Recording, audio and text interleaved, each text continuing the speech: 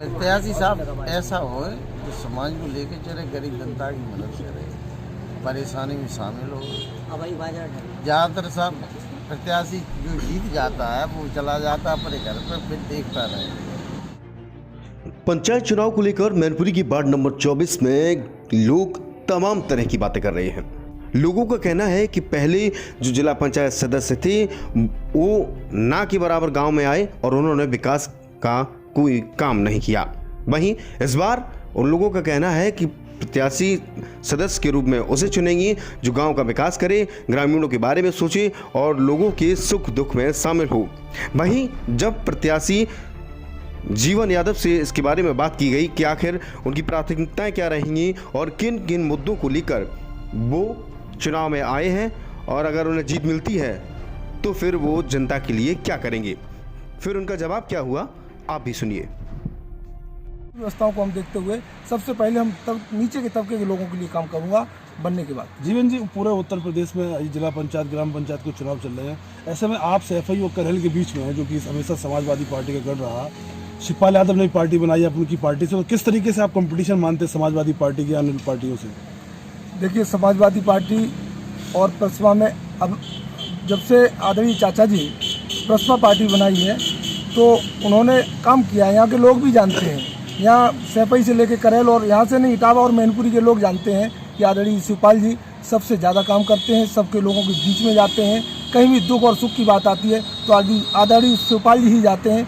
Samajwadi party का अगर अब सांसद जी चलने लगे कुछ दिन से, लेकिन कोई जाने वाला नहीं था। चाचा जी शुरू से काम कर रहे हैं। अगर माननीय नेताजी की बात देखा जाए तो आदरणीय शिवपाल जी ही काम कर रहे हैं लोगों के लिए, या नीचे के तबके के लिए सारे काम करते वही उनकी सुनते हैं और उनके दुख सुख के काम भी। वार्ड नंबर 24 एक बड़ा क्षेत्र है और चूंकि ये मैनपुरी का जो करहल क्षेत्र है किसानों का एक बहुत बड़ा इशू रहा है शुरू से। अब जो आवारा गाय हैं, जो खेतों में नुकसान, सिंचाई से संबंधित चीज़ें हैं, जिला पंचायत में अगर आप जीत कर आते उनके लिए अगर अपनी तरफ से कोई प्रयास करना चाहेंगे? किसानों की तो बहुत ही मूलभूत समस्याओं के लिए बहुत संघर्ष रहते हैं। खुद किसान परेशान है। यहाँ किसान तबका ऐसा एक तबका है जो काफ़ी वर्षों से परेशान चल रहा है। इस तबके के लिए किसी भी सरकार ने आज तक नहीं सोचा है।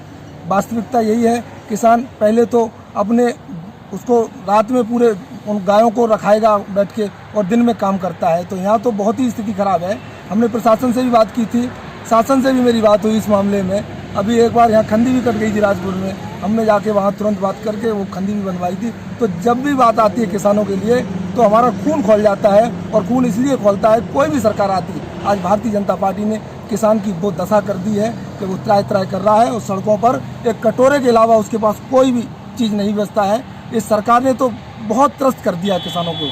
तो मैं चाहता हूँ, समाजवादी पार्टी ने बहुत अच्छा किया था किसानों के लिए, लेकिन जब से भारतीय जनता पार्टी सरकार आई किसान त्रस्त है। सबसे पहले हम जिला पंचायत जीतने के बाद किसानों के हित में जो भी बनेंगे उनको सबसे पहले हित में देखेंगे और किसानों के लिए काम भी करेंगे। जो अभी मौजूदा जो अभी जिला पंचायत सदस्य हैं वो पूर्व विधायक की है, पुत्रवधू भी हैं, ऐसे में महिलाओं के लिए उन्होंने कुछ किया या फिर हवा में उड़ती रही? सर ऐसा है, 5 साल से मैं नहीं कह रहा हूँ, यहाँ की जनता कह रही है। पूरे 5 साल बीत चुके हैं। पूरे वार्ड में जिला पंचायत सदस्य जो रही रागिनी जी वो कहीं पर नहीं गई हैं। ये सारे लोग जानते हैं, यहाँ भी बैठे हैं लोग आसपास के ही सब, इनको भी मालूम है। सुख और दुख में ये कहीं शामिल नहीं हुई, कहीं धोखे धाके में 1-2 जगह चली गई हूँ ये मैं नहीं कह सकता हूँ। लेकिन जहाँ तक मुझे सूचना मिली है गाँव में 90% जगह पर भी नहीं गई। और काम की बात रहे तो काम भी इन्होंने नहीं कराया है। काम एक अलग चीज़ होता है, लेकिन जनता की, गरीब जनता के सुख और दुख में शामिल होना बहुत अनिवार्य होता है। अगर आप राजनीति कर रहे हैं, राजनीति में जुड़े हैं, तो जनता से जुड़ने के लिए आपको सुख और दुख में जाना पड़ेगा। ये हमारा बहुत पहला कर्तव्य रहता है और ये होना भी चाहिए।